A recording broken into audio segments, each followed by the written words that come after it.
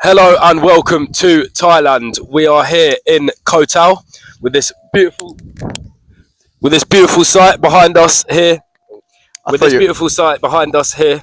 Um, I thought you was talking about me for a second, but yes, we are at the top of a mountain here in Koh Tao. It is absolutely amazing. We are recording our first actual podcast today. Welcome. We don't actually have a name for this yet, do we?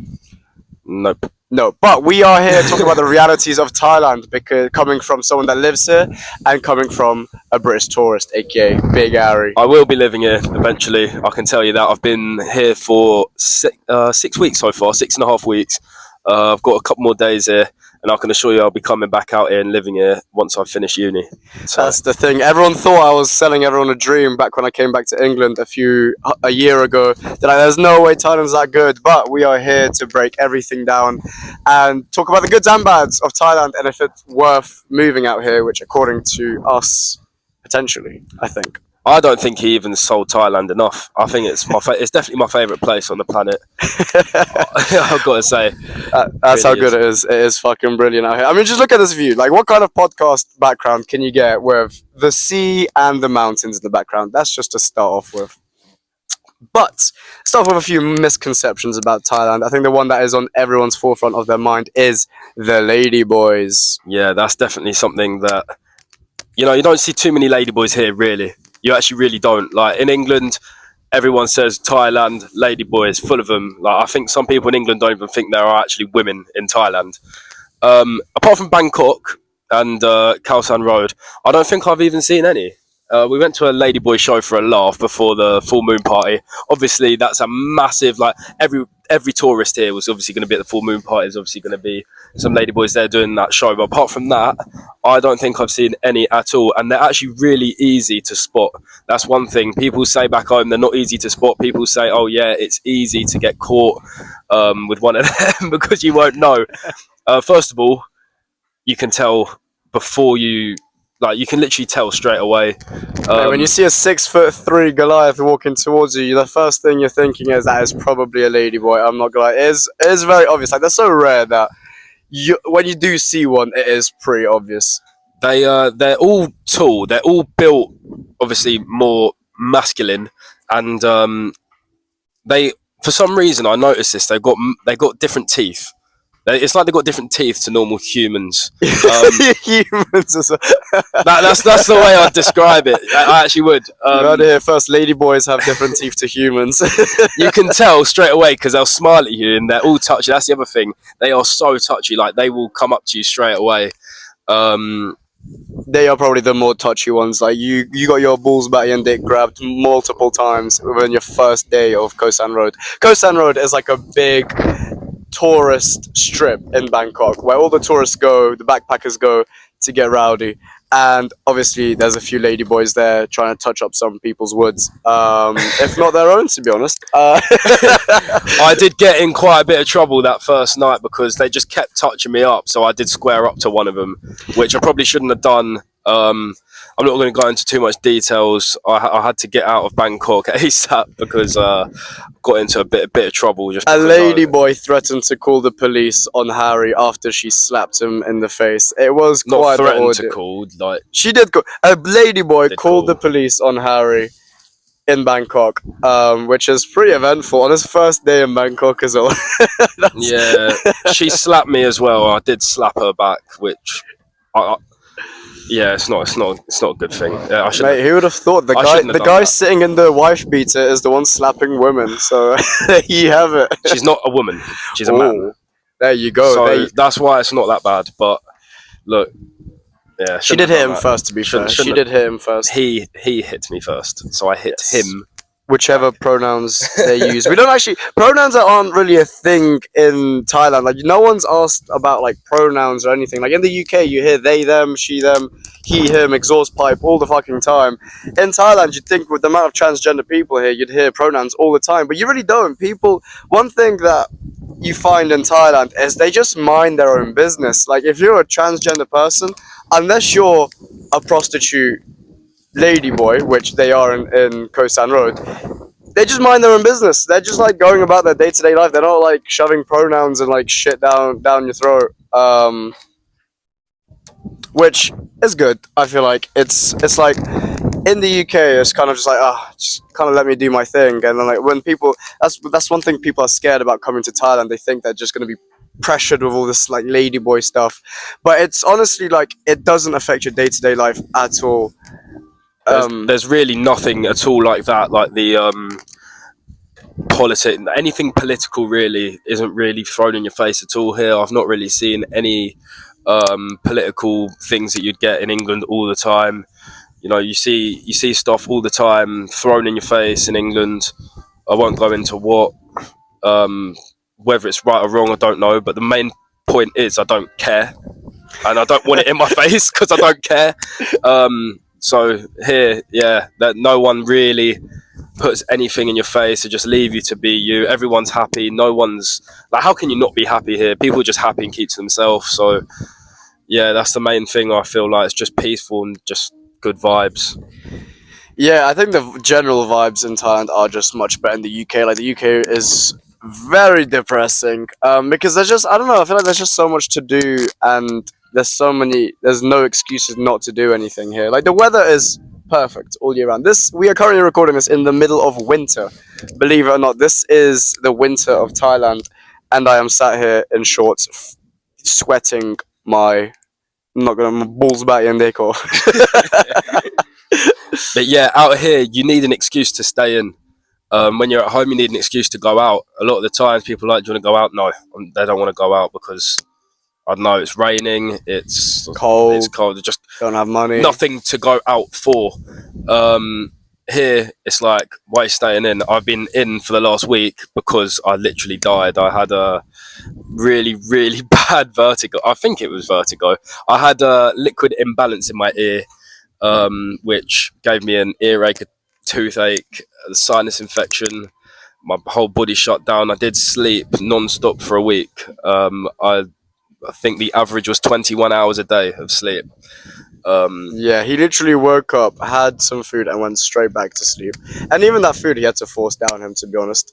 It was quite the ordeal. It wasn't quite the ordeal. It was weird because Harry's a rowdy guy. We all know Harry to be the rowdiest guy there is. And for him to be out cold for a week straight, that's new news. That is something that was unexpected. But he's back now. He's been back for 2 days. I've been back. That's the other thing I want to talk about here is the healthcare system. Obviously, I don't know the exact healthcare system. I'm not going to go into what it's like in hospital. But in terms of just getting prescribed a little bit of medication, it felt a lot quicker and easier to do it here than it does back home. Back home, you have to see a GP first of all to get your medication prescribed. That usually takes these days probably like a month or two, because you're going to have to wait for, first of all, your GP to go through the backlog. Not just that, you've got to wait for a time that they're not on strike, because these days they're always on strike. After the 2 months, you're either going to be dead or you're going to be better. It's going to be pointless. You don't need your medication anymore. On top of that, once you finally do get your medication, half the time, to be fair, it doesn't even work. But not to slate the NHS, because I feel like the NHS, if you do work for them, you obviously come from a good heart. It's not your fault that you don't get paid enough. But yeah, in terms of me just trying to get better and well. What was your procedure in trying to get vertigo prescriptions? So I just walked into a pharmacy and I just explained all my symptoms. I didn't say specifically vertigo. I just explained everything that's happened to me in the last week. And they just gave me tablets to take. They told me when to take them. They gave me eardrops as well, told me when to take those. And I just took those for 2.5 days and back in the game. Back in the game. He was literally dying for 5 days straight, and one little trip to the pharmacy, and he is back in the game. Is what you want. But yeah, I feel like everything here in Thailand is just much more easy and accessible, even when it comes to like pharmacies. I did take one trip to the hospital, not for myself, but for my friend, in a moped accident. Because yeah, everyone drives here on mopeds and motorbikes. So he did it after tipsy tubing once, drunk driving with a girl on the back, and he sent it off a fucking cliff. Ended up going to hospital, and it was fine. They just passed him up, and it cost like 5,000 baht, which is about 100 quid. So even America, like for a country that you have to pay for hospital stuff, even America couldn't compete with Thailand. Because in America, you go to hospital, you're paying like £10,000 for like a plaster. Here, now, mate, little cost, little like. it's not like some primary school wet tissue on your cart kind of situation. They actually do give you proper stuff for like the equivalent of £2.50 in a pack of Watsits. What is there not to love? I think that's another thing that we can speak about, the price of Thailand. Thailand is generally considered to be a cheap country, but you do get the occasional, like, it's not as cheap as everyone thinks. Like, there is, like, you come out here and it's like a little bit, I think everything is so cheap that you start spoiling yourself with things that you otherwise wouldn't, and it adds up slowly. Like, a dinner is like £1-2 here, but then you get like 3 courses and then like a drink, and then it kind of like adds up to like a fiver or something. Even then, it's a fiver. Like, you say it like that, like, coming from like that, I'm saying that's a little bit expensive because I'm live here and I'm used to like these prices now. But coming back from like UK, you'd go out to like Byron's or like TGI Fridays or like any restaurant, you're spending like 10, 20, 30 quid on one dinner. Long day if you have a date and you're paying for someone as well. Like, you're moving to like 50 quid here. If you want to take a girl out on a date, mate, like, it's like a fiver. It'll be sick, and you'll be like, have views like this. You know, you don't get these views in London. What you do of a shitty city that smells. You're paying £150 for like a sandwich, but I just think in London everyone's miserable. Out here everyone's happy. Um, Probably partially to do with the prices. I think if you can just happily go out, get a nice meal for £2, like, your overall mood is going to be better. But yeah, like I say, it isn't that cheap here. I think Thailand's definitely, it's got to be the most expensive country in this area, hasn't it? yeah, in Southeast Asia, I'd say Thailand is one of the more expensive countries. I think Vietnam is cheaper, Laos is cheaper. I've heard Cambodia's cheaper. Bali is more expensive. I'll give it to that. Bali is more expensive than Thailand, but that is because Bali is the most overrated country in the entire world. If you want to go to True. Bali, or you have been to Bali, or you live in Bali, sack it off. Just go to Thailand. It's just a better version of Bali in every single way. It's cheaper, it's nicer, it's cleaner, beaches are better, people are friendlier. Bali is just, it's Instagrammable, but you take one picture and everything else around it is shit. Whereas here in Thailand, everything just is beautiful. Like, it just is beautiful. Like, this isn't like, if this area that we're recording in now was in Bali, this place would be packed because everyone would be coming here taking Instagram photos. No one's here. We're the only ones here because this just is Thailand. It's not like something to write home about. Talking about the Instagram photo things, I feel like everyone lives in the moment here. Yeah. I mean, I haven't been to Bali myself, but I could imagine from what you're saying, a lot of it is just like, I don't want to be stereotypical, but just like models there to take videos, photos, just in front of any site they think looks good, just to put all over their social media. They're not really living the life in person. They're Yeah. living the life through their phone, through their social media. Here, people seem to be in the real world. That's what it feels like to me. I think, yeah, like, even in the West, like America, England, London, Ireland, everyone is kind of much more focused on like their online digital persona. Like, we do social media for a living, and we still don't go on our phones that much during our days to like record and stuff. Like, yeah, we're doing it now, but that's because we're setting time out of the day to work. I think since I've been here, I've consumed like such little amounts of social media. I'm talking in general, like in terms of, I don't know, watching YouTube. I don't think I've watched one YouTube video out here. I've watched maybe a couple of TikToks, like from some people that I follow. That's about it. I haven't even gone through my mates' Snapchat stories. I've gone through the occasional Instagram story. I've been texting my mates on WhatsApp mainly, just keeping up to date with them. But apart from that, in terms of social media, I'm not in the slightest bit interested. I don't really have the time. I don't really care. Like, I just want to be in the real world, living life. Time's gone so quick because you're living every second. You're not like trapped, escaping. Like in England, I feel like it's so easy to go on your phone and get caught on social media for like an hour, and you realise all you've done is just escaped for an hour and done absolutely nothing with your life. Here, you're always doing something, and even if it's something that's maybe not necessarily productive, it's memories. So it's one or the other. I think, yeah, most of the things when it comes to in England, it's just a form of escapism. Like, like, you're literally either just scrolling through social media mindlessly as a form of escapism, playing video games, or just getting pissed drunk at your local pub just because life is just so depressing there that you need a form of escapism to forget about how mundane and boring day-to-day life is. Whereas out here in Thailand, you wake up, you're like, fuck it, I'll go get 50p breakfast, get on the moped and drive up a mountain. Like, that's all. I go down to the beach, or I don't know, jump off a waterfall, or I don't know, roast some bum cheeks at like a club or something. It's literally on a beach if you want, like. yeah, literally. Speaking from Literally do what experience you as well. want. Yeah. It's literally anything your mind can think of, like your wildest dreams, is possible here in Thailand with little requirements. You don't need to be a millionaire. You don't need to be like handsome or famous or rich. You can just do whatever you want. Everyone's just out here on the same vibe of just living their best life, which in the UK you just don't get that. Like in the there's no, like, you can't meet people out and about just as easily as you can here. You can't, I don't know, go rent a motorbike and drive without a helmet for 100 kilometers down the road because you'll get arrested for no driving without a license, no helmet, speeding.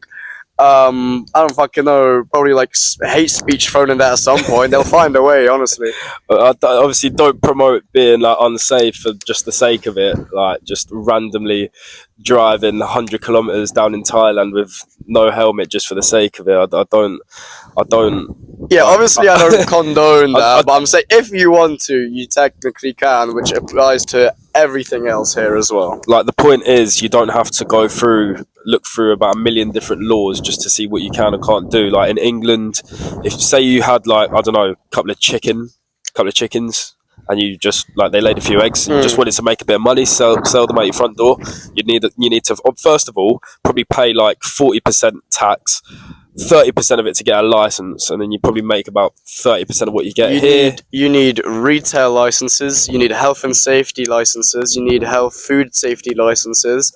Here in Thailand, you have a chicken, you want to sell some eggs, mate, your doorstep's right there. That's literally where we buy our eggs from. We just drive past some people's doorsteps that happen to have chickens and buy fresh eggs, and it is fresh. And it's cheaper as well. Here in Thailand, the cheaper the food, the better quality it is because it comes directly from the farmers and the people who raise and grow the food. Those eggs literally like have feathers on them still, like they're that fresh. They are fresh out of the chicken's bum cheeks. I'm not gonna lie. And the yolk is orange, not yellow. That's what we like. Like that. It's succulent, nice, and full of flavor. Yeah, I can't praise the eggs enough. To be honest, they are great. Well, it's not really eggs just by themselves. I'm talking about the general quality of food. In itself, like, even when you go to a restaurant, most restaurants here are family-run businesses. Most businesses here are family-run businesses. No one eats fast food like McDonald's or KFC. This whole entire island doesn't even have a single McDonald's, KFC, or Burger King because one, they're more expensive. Two, people just don't eat fast food here. They eat healthy food. You just feel so much better just like going eating, even if you're not paying that much, but you feel better to pay your money to a Thai family that's it's going to help them compared to going to McDonald's paying like people that are employed that are underpaid anyway, who are just going to end up passing that money up and up and up to whoever owns a business who's got billions anyway. Like you feel so much better helping out a Thai family. Like when I put my money into the Thai economy, I don't feel bad. I feel really good, in fact, taking my money from England and putting it into the Thai economy.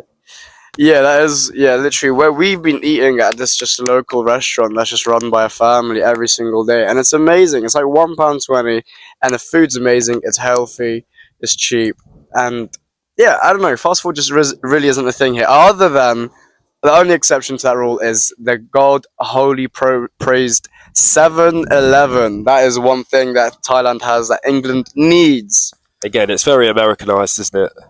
It is, yeah. I guess like Thailand isn't such a third world country that everyone makes it out to be. That you have the convenience and comfort of Western food and Western convenience, like 7-Eleven. Although 7-Eleven is a Thai company, it was invented in Thailand by a Thai family. 7-Eleven and Red Bull are the two companies made in Thailand that solely make Thailand the ninth richest country in the world. The rest of it is pretty poor. I'm not gonna lie. I think like 85% of the Thai population is in poverty. But Red Bull and 7-Eleven being owned by Thai families is enough to make them the ninth richest country in the world, as well as some other couple of the stuff like tourism and stuff. But yeah, it's not as uncivilized as people might think it is. It is pretty convenient and like I don't know, it's comfortable. That's one thing you don't get in like Laos or like other Southeast Asian countries. It's not as comfortable as Thailand, and it's not as tailored towards tourists, but it's not too tailored towards tourists to the point where it's like Bali or Magaluf. I think the crowd is very different between Thailand and Magaluf as well. Like Magaluf, Zante, Ayia Napa, like the whole entire party scene in Europe. Because when we talk about the party scene here in Thailand, people just expect it to be like the same as Magaluf, and it's like, it's a bit dead. Yeah, go on. Strictly moving on to the party scene here in Thailand. I think, Harry, what are your first things that you've noticed when coming out here? The party scene here, it seems like there's more to do on nights out. First of all, when I say there's more to do, you've got strips, you've got bars, yeah, like England, but it's different in the way that you can wear what you want to wear. If you're going to a beach bar down south, you've got like fire shows going on. You've got like you got this like ball, right? I know it's a bit random, but there's just like this little ball. You just sit on it and it spins you round, and you get chucked off onto like a trampoline. Like in England, I don't think the health and safety regulations are going to allow you to do that. Definitely the fire show is not happening. But it's just like nightlife. You just got like things to do other than just blasting same old tunes from 2012 in a club that's too loud that you can't talk to people. Like I say, I don't actually mind clubbing. I actually think it's decent. But in England, it is very repetitive. Everything's the same. Yeah, I think going out sober in England is a myth. You can't. If you go out sober in England, it is just a like. You're bound to have a shit time. Whereas here, we've been going out a couple nights out just with like one or two beers, to like clubs and just like going out on nights out, and it's been a laugh because there's so much you can do. Like I end up doing fire skipping. I end up doing the bull. I end up doing fire limbo. I end up doing what else have we done? Fire limbo was a good laugh. But yeah, that we've done so much more. Like Zoe and Yellows. Zoe and Yellows, just everyone is so friendly out here that no one needs alcohol to be able to communicate with one another. You have so much to talk about. Everyone has a unique story as to why they're out here, and it's not just the same conversation of what uni do you go to, or which. How old are you? Where are you from? Like, do you know what I mean? It's actually here.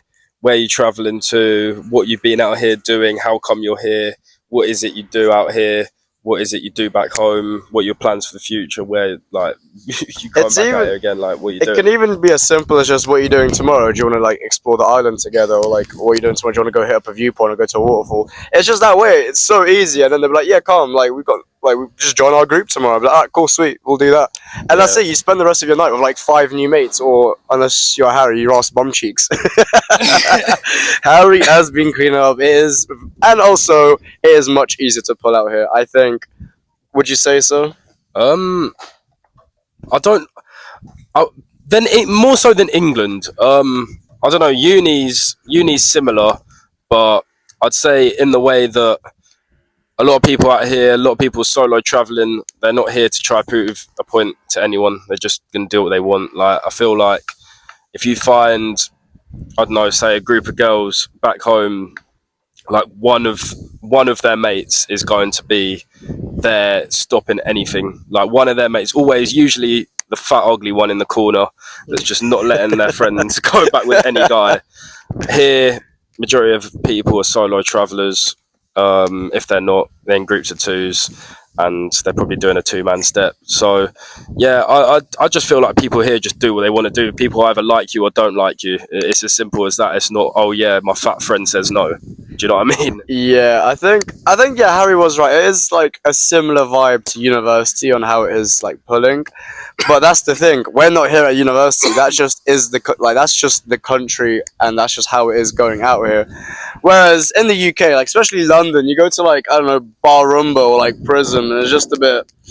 Yeah, you just go for the university vibe, but you're just trying to scat for a university vibe, especially if you're not in a university town. Yeah, the best nights out in England are definitely like uni nights out, student nights out, where it's just full of people from the ages of 18 to like 22, 23 max. We're 20 now, so we're kind of getting a. That's probably why we liked them so much, because everyone there is our age. I think maybe when we turn 35, we might be going to like Oh yeah, out here in Thailand, people are a lot older as well. That's what I've noticed. You've got like people mid-20s, early 30s, mid-30s. Mid-30s, yeah. Uh, And you can still, still clock everyone in mid-30s, as we've proven at the full moon party. You have so many random events here that you just don't have in the UK. Like a full moon party. Every single full moon, tens and thousands of people just get up onto this one beach on a remote island and just party until the sun rises. In the UK, yeah, you can maybe get that, but that's a festival. It happens once a year. You're like waiting a whole year for that to happen. That's every month here. and even there's no privacy at all. If you've got a full moon party, then you find someone you like, you just take them to the top of the mountain, get the job done. I got like the best phone call from Harry. It was like, Richard, but you won't believe it, man. 35-year-old Brazilian woman, rasta bum cheeks at the top of a mountain, just after he already met someone as well. That was like 2 in a night. I think he went for 3 nearly that night. Off nearly for 3. You wouldn't get that anywhere in the UK. Right, listen, we're not here to just expose me. Hey, we're just showing how much of a fun time you can have out here. Yeah, I'm a changed man now.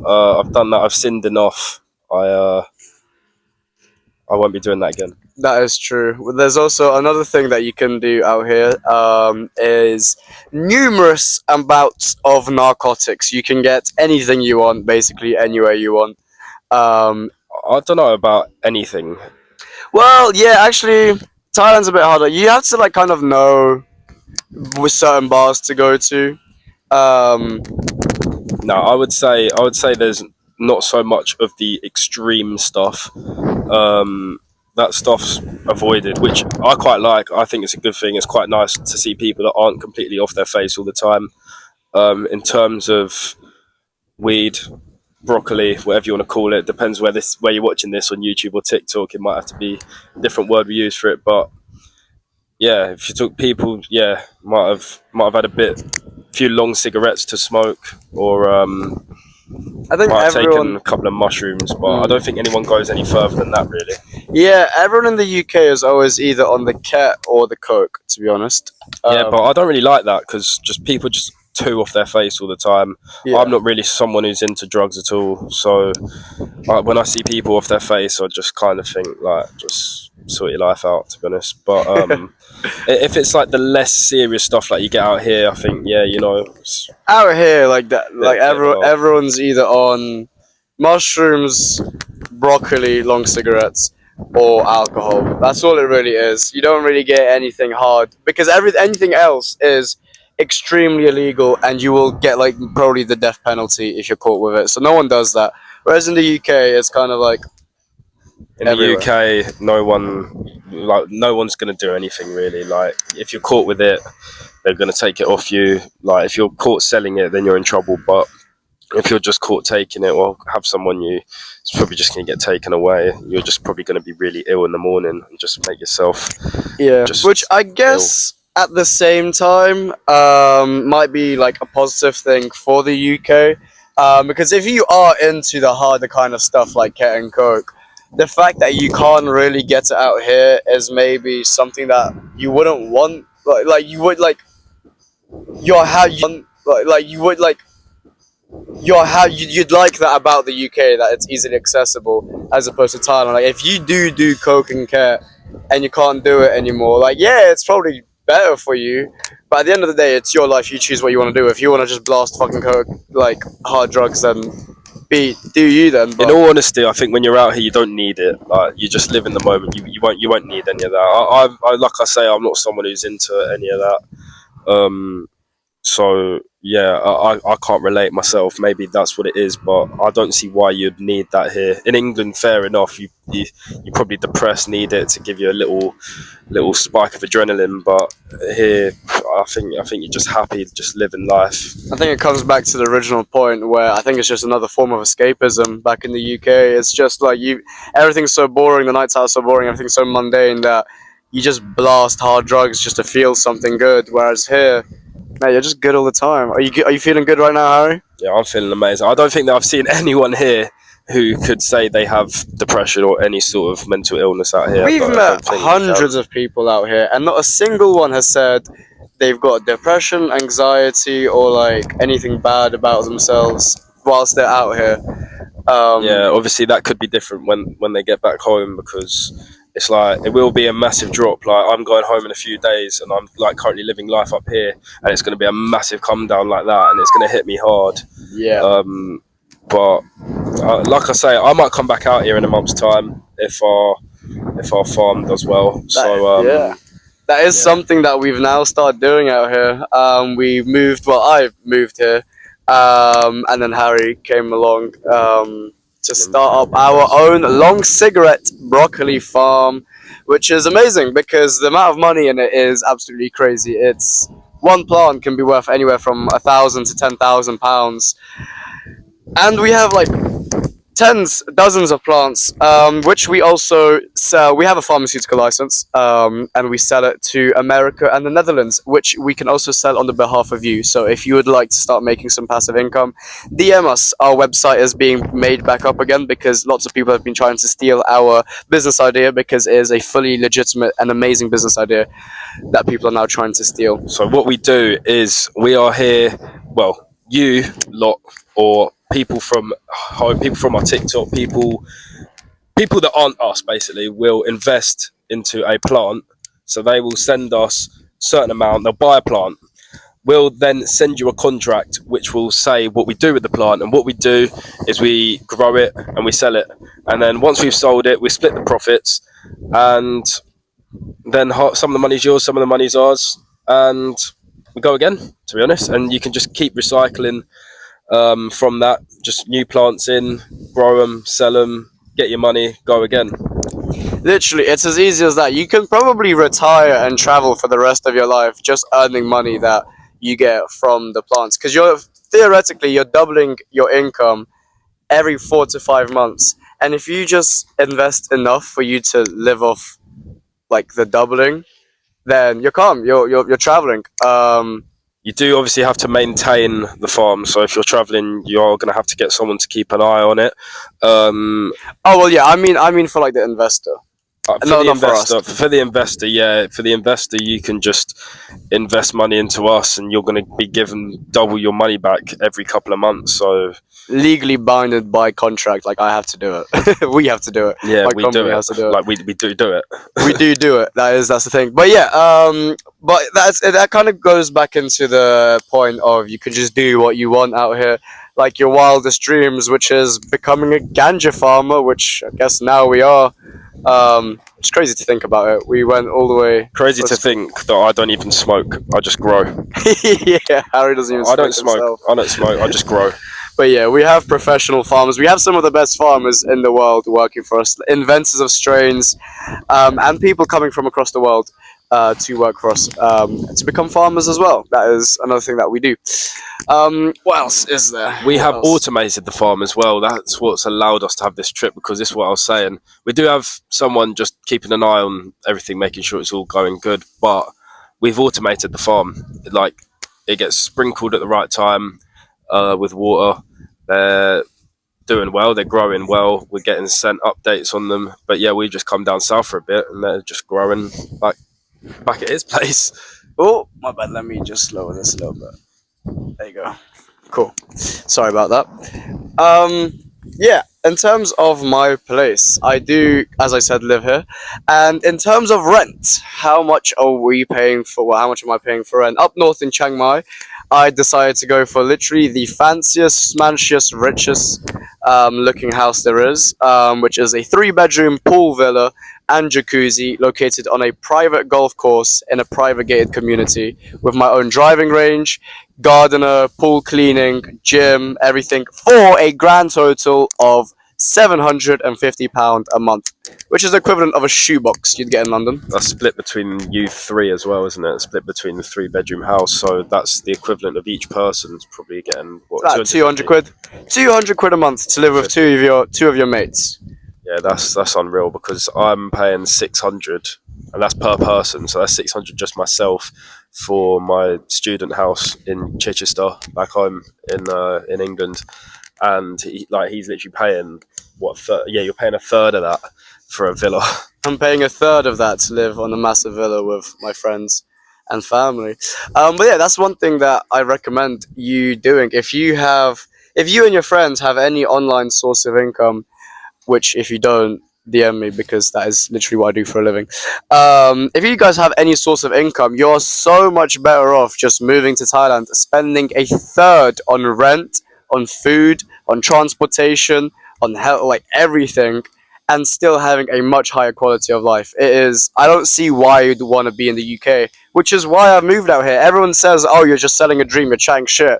If I was, why would I move out here? There is no reason for me to move out here if I wasn't telling the truth. Yeah, I thought he was selling a dream before I came out here. I came out here and I thought he didn't sell the dream enough. To be honest, he didn't sell it as much. I was way better than he made out. I think I can't praise it enough. Which is crazy because I was absolutely sucking and licking Thailand's ball bags. Everyone thought like, there's no way. Yeah, it's nice to hear that someone else from a third point of view has come over and just accepted that. It is really good. Um, because I thought I came from a place of traveling, so I've been traveling for 2 years before I moved to Thailand, and Thailand was the first place I went to when I first started traveling. So I thought maybe I liked Thailand that much because it was just the first place I started traveling, and I liked to travel. But no, like Harry, we've only been in Thailand, and Harry's still saying that Thailand just is that good. It's not like nostalgia, not nostalgia. Yeah, it's not a nostalgia thing. It is Novelty. It's not just that. the novelty. The novelty doesn't wear off. That's what I'm on about. Yeah, no, I'd say so. I do want to go and experience a few other countries around here, though. I can't imagine they'll be quite as good as Thailand, but I want to see what Laos, places like that, are saying. I still haven't experienced tipsy tubing because that was called off when I was in Pi. So tipsy tubing so I for have to those come back and do that. for those that for tipsy tubing for those that don't know what it is basically where about 500 people, yes, 500 people get extremely licked. They start at the top of a river, they get into like a little Tire. basically a tire, yeah, tube, and they just float down the river. 500 people, all licked, all the same age, just having their good time, and then you stop up halfway through to have a jungle rave and play volleyball, play football, do balloons. Oh, another thing, balloons are pretty much everywhere here. They're legal here. They are everywhere, but it's the same in England. But balloons are one of those things that I don't get why people do them. Like they last 30 seconds. Like that's it. They're good. They give you a good buzz, but who pays money for 30 seconds? Yeah, out here it's like how much is a balloon? Like about 100 bahts. So it's about £2.50 to £5, depending on like how nice of a like night out you're going to. And it's kind of like I don't know. Like I'd rather spend like half the amount for like a drink or maybe a little bit more on some mushrooms as opposed to like just spending £5 on some balloons. But as I said, it is legal here, so you can literally just bop around with your own cartridges of balloons, which I've seen some people do here. But it goes back to the point on question your life decisions, I guess. Yeah, that's one thing you've got to do out here. You can get it can get wild. You do have to keep control of yourself. Like there obviously is not too much in terms of law, so obviously that is a good thing. It makes it more fun, but you have to be able to control yourself and limit. Right. Oh, wait, hold on. Let me move it down a little bit. I think that's good. Is that good? I think that is looking good. Ah, that's too low down now. Fuck. That is too high up now. That's fine. That's good. Is that good? Yeah. I'd say yeah, that's good. All right. So, like I say, it obviously can get quite easy to go out, like I say, it can be quite easy to get like wild, to go out every single night. It's not like England where, I don't know, you've got decent student night on a Wednesday, you've got decent out on a Saturday. That's about it. Here, people are out every single day of the week. Like even a Sunday night is rowdy.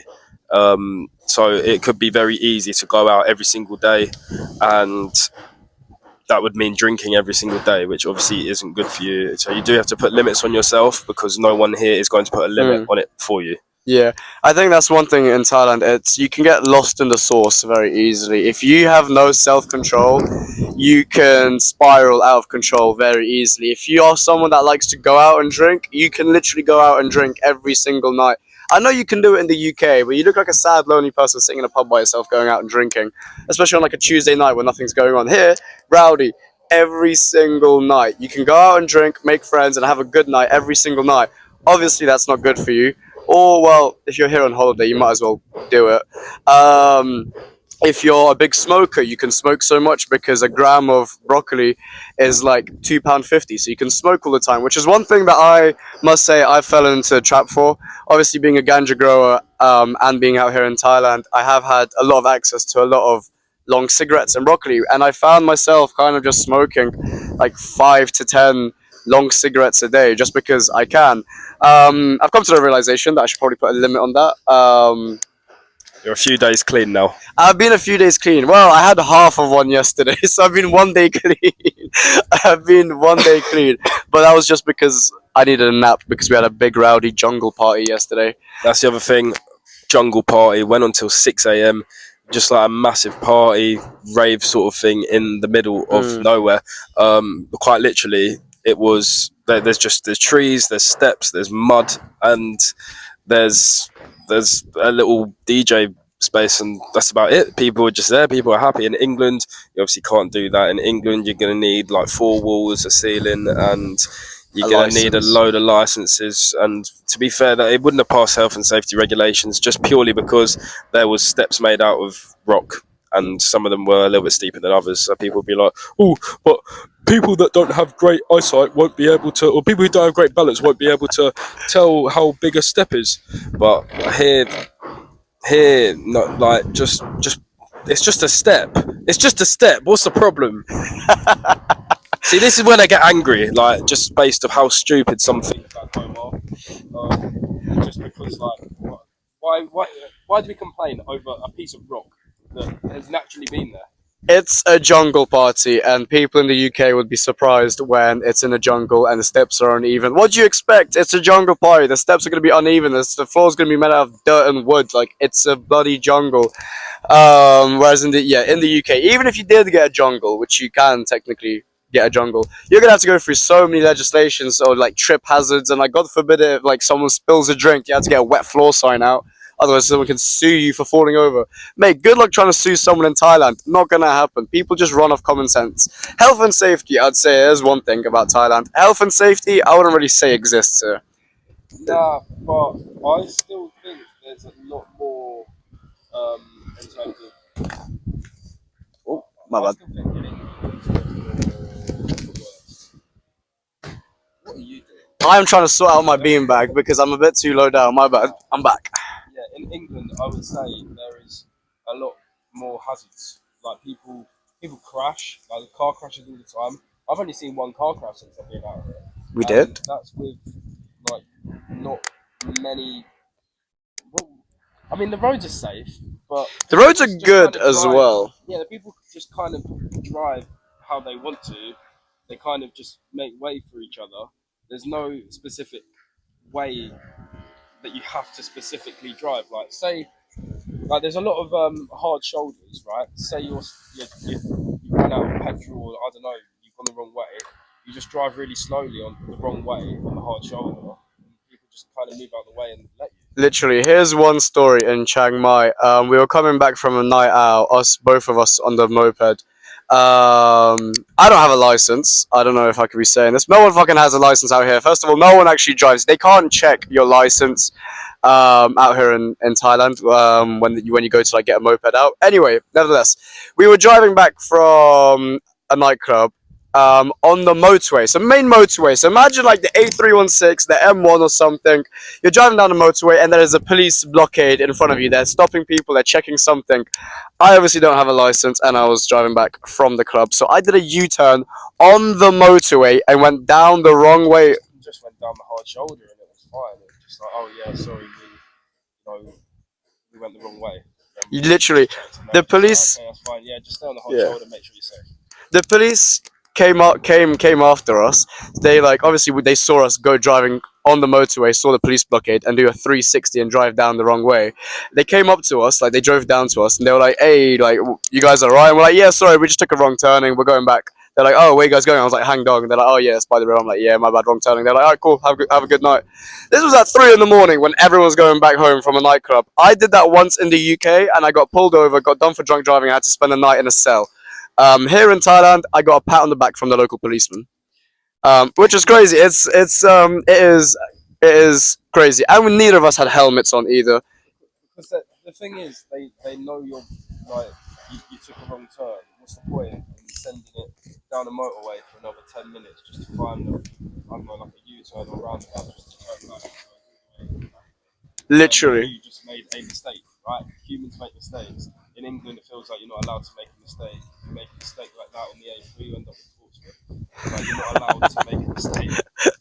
That is very true. I think Thailand, it runs completely on common sense. If you don't have common sense, you will not be able to last a day out here because you need England's legislations and rules and health and safety standards for you to be able to survive. Here, it's just don't fucking kill yourself and you'll be alright. If they had the health and safety legislations that they have here in England, you would see people dying every day. Anarchy. Straight anarchy. But here there isn't, because I feel like it's almost like a progressed society where people are just respectful of each other, know what they're doing, they know how to stay safe.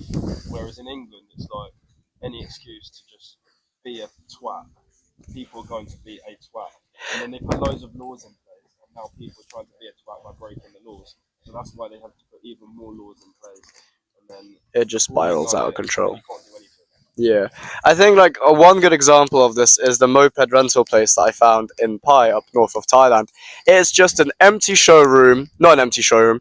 It is just a showroom where no one works. There's no CCTV cameras, and there's about three to five mopeds there, all with the keys in them. You just turn up there, leave however much money it costs, 100 baht per day, which is £2.50 a day. You leave £2.50 a day underneath some book, write your name down, tell them which moped you took, and you just take it. You just take it. You don't need to fill out no paperwork. Here's my passport for a deposit. And like in the UK, number one, I'm telling you right now, those mopeds will be stolen. You leave a moped out with a lock, without a lock on for one night, that moped will be stolen. You leave a bike with a lock on, like a normal pedal bike, it will be stolen. Even a shit one with a lock, like a metal lock, it still somehow gets stolen.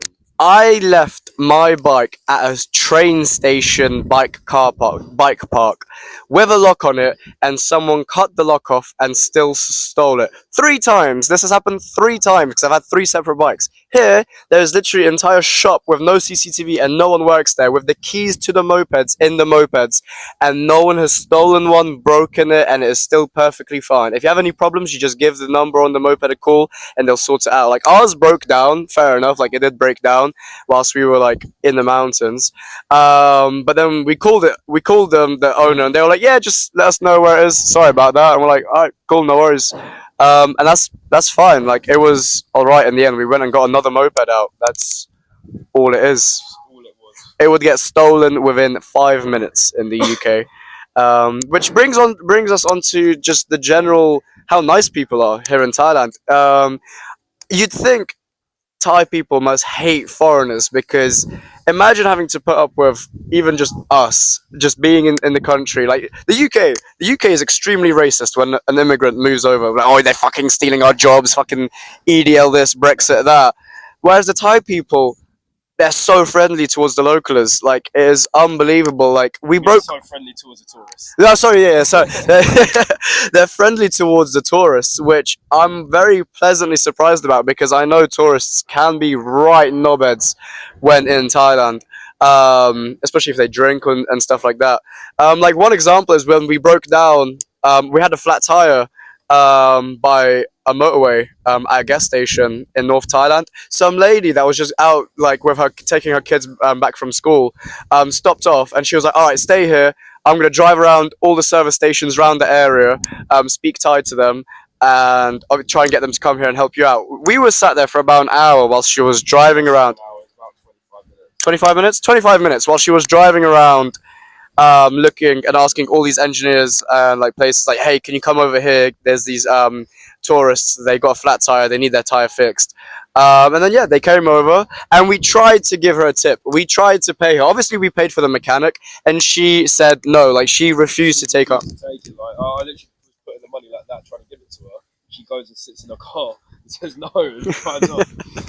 It is unbelievable how nice and friendly they are. I think they just all think we're like an 8-year-old in like a theme park. Is what it is. I think they all just think we're little kids having a fun time, like just Westerners in Thailand having our best time. It's kind of like it's cute. Just make them help them have a good time. Yeah, so you feel good when you like when you help them out financially. You really Yeah. Whereas in the UK, oh, you fucking immigrants coming in, stealing our jobs, doing this, and this. Fucking do. Brexit, stealing my money. Oh, mate, shut up. All right. Oh. Anyways, enough of the ranting. Let's go back on a bit more of a positive note. Um, what else is there? What else have we got to speak about? We've covered everything pretty much that we wanted to talk about. Yeah. We will do regular podcasts. This will be a recurring theme once I'm back out here. I will be coming back out here hopefully in a month's time. If not in a month's time, I'll be coming back out here in the winter, just after New Year, and then I'll be living out here full time after that. So Happy days. Yes, let us know what you want. I obviously do live out here full time, so if you want any questions or you want to see the behind the scenes of what it's like to live in Thailand, or you just want to find out what Thailand's actually really like, let us know. Follow us, give us a follow, because I will be showing you everything, and I'll be speaking with Harry and this about Thailand and just life in general. And we do have a pretty interesting life in terms of the travel and everything. I have basically financially retired. No, I travel for a living, but now I live in Thailand. So quite an interesting life. So if you want to see what that's all about, or you want to see if you can do it yourself, give me a follow. Because I can show you how to travel and make money. If it's starting from your own business or being an affiliate or investing, making passive income, let us know. But yes, in terms of the podcast, this will be a recurring thing. yeah, Yeah. All right. I think that's our first podcast wrapped up. that's it. Perfect. Well, thank you for watching and listening. Everybody, like, subscribe, share this to your mates if you fancy coming out to Thailand. Yes, share this out to everyone that you want to know. Yeah, it has been Richard Klein here. Having school right here. Yeah, thank you for watching. Take care. That's good. I think that is good. That is a wrap. Woo!